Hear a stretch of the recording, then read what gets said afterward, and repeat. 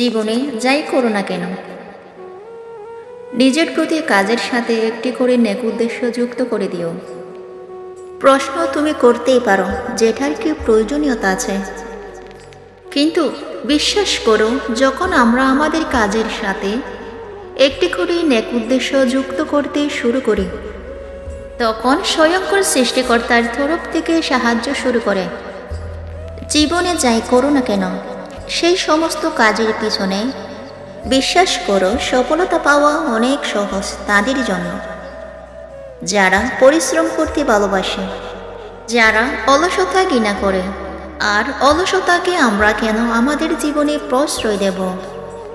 তখন স্বয়ংকর সৃষ্টিকর্তা অলস ব্যক্তিদেরকে পছন্দ করেন না। আমরা কেন পরিশ্রমকে নিজের জীবনের অংশ বানাবো না?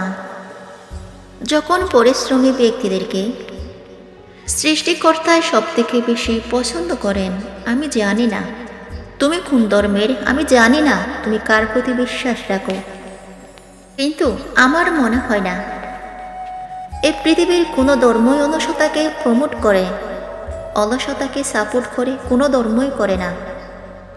স্বয়ং সৃষ্টিকর্তা এটা পছন্দ করেন না, তাহলে কেন তুমি অলস হবে? কেন তুমি অলসতাকে নিজের জীবনের অংশ বানাবে? দেখো, পৃথিবীতে আছি মানে পরিশ্রম করতে হবে, জীবিত আছি মানে পরিশ্রম করতে হবে। মেহনত এই পৃথিবীর সবাই করছে, তাহলে আমরা কেন করব না? আমাদের জীবনটা আমাদের কাছে কঠিন মনে হয়, কিন্তু এমনটা নয় যে আমাদের জীবনটা সব থেকে বেশি কঠিন।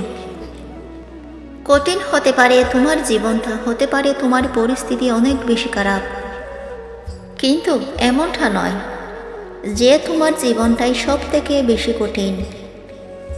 তুমি তো দেখেছো, তুমি দেখছো সমাজে এত মানুষ আছে। দেখো, আমাদের কাছে কিছু থাকুক না থাকুক, আমাদের কাছে মেহনত করার মতো বয়স আছে, আমাদের কাছে আমাদের শারীরিক ক্ষমতা আছে। এই পৃথিবীতে এমন হাজারো মানুষ দেখবে যারা শারীরিকভাবে অনেক বেশি দুর্বল। তুমি রাস্তাঘাটে দেখো না কত বৃদ্ধ মানুষকে? তুমি তো দেখেছ কত বেশি পরিশ্রম করে, তারা আমাদের থেকেও বেশি পরিশ্রম করে। এমন অনেক মানুষকে তুমি দেখতে পাবে, তোমার আশেপাশেই আছে। যদি একটু গড় করো তাহলে বুঝতে পারবে। না, আমি বলবো না যে তোমার কাজটা ছোট, অবশ্যই কোনো কাজ ছোট নয়। আমি এটাও বলবো না যে তোমার কাজটা অনেক বেশি কঠিন, যেটা হবে না। অবশ্যই হবে, এত মানুষ তো দেখাচ্ছে, তাহলে কেন হবে না? হবে না, এটা আমার ধারণা। আমি তোমাকে লিখে দিতে পারি। এ পৃথিবীতে তুমি দেখবে সেই সমস্ত মানুষগুলোই সব থেকে বেশি হেরে যায়, যারা তাদের মাথায় এটার জন্ম দেয় যে আমি হেরে যাব, আমার দ্বারা হবে না, আমি পারবো না। তুমি যেমনটা চিন্তা করবে তোমার জীবনটা ঠিক তেমনটাই হতে থাকবে। আমাদের জীবন ঠিক তেমনটাই হয় যেমনটা আমরা ভাবি। তুমি একবার ভেবে দেখো,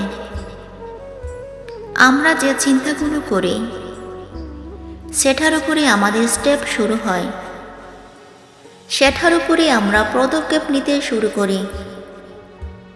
এই যে পৃথিবীতে এত ধরনের প্রফেশন, এত ধরনের কর্মজীবন কি জন্য?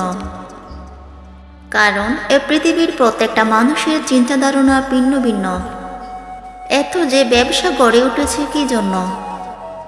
কারণ এ পৃথিবীর বিভিন্ন মানুষ ভাবে যে এই ব্যবসাটা ভালো, এই ব্যবসাটা বেশি উত্তম। প্রতিটা মানুষের চিন্তা ধারণা ভিন্ন ভিন্ন। তুমি যখন অন্যের সাথে নিজেকে গুলিয়ে ফেলো, তখন তুমি নিজের চিন্তা ভাবনার উপরে প্রশ্ন তোলো, তখন তুমি নিজেই নিজের উপরে সন্দেহ করতে শুরু করো। তুমি ইউনিক। কাশ যদি তোমাকে বোঝানো যেত, কাশ যদি তুমি এটা বুঝতে, তাহলে অ্যাটলিস্ট অন্যের সাথে নিজেকে তুলনা করতে না, তাহলে আর যাই হোক অন্যের সাথে নিজেকে গুলিয়ে ফেলতে না। দেখো, আমাদেরকে কেউ বলেনি যে বড় স্বপ্ন দেখো না, অবশ্যই বড় স্বপ্ন দেখা যেতেই পারে, আর বড় স্বপ্ন দেখা উচিত। হ্যাঁ, আশা কম রাখা উচিত। আজকের জেনারেশনে কি হয়, আমরা মেহনত যতটা করি তার থেকে 10 গুণ বেশি আশা রাখি। কিন্তু মেহনতটা বেশি হওয়াটা প্রয়োজন, আশার মাত্রাটা কম থাকাটা প্রয়োজন। আশা যত কম রাখবো তত বেশি নিরাশ হওয়াটা সম্ভাবনাটা কমবে।